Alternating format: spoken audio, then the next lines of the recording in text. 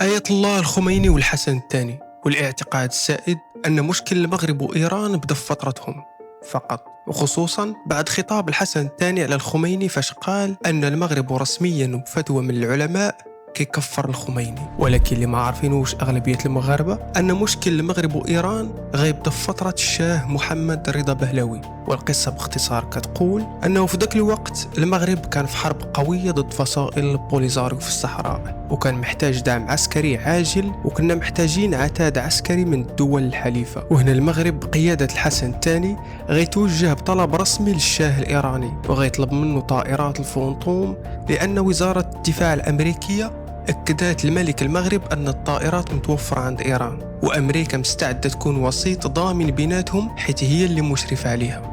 لكن المفاجأة اللي ما كانش كيتصورها حتى الحسن الثاني، الشاه رفض الطلب المغربي الأمريكي بلا تردد، وغيقول باللي إيران في أمس الحاجة لطائراتها. وخا كانت الأمور عندهم هادئة، اللهم بعد أشرطة الخميني وضغط شريعة مداري في الداخل الإيراني. هذا الشيء في الأخير غيخلق احتقان خفيف بين الحسن الثاني والشاه الإيراني، وغضب كبير من وزراء مغاربة.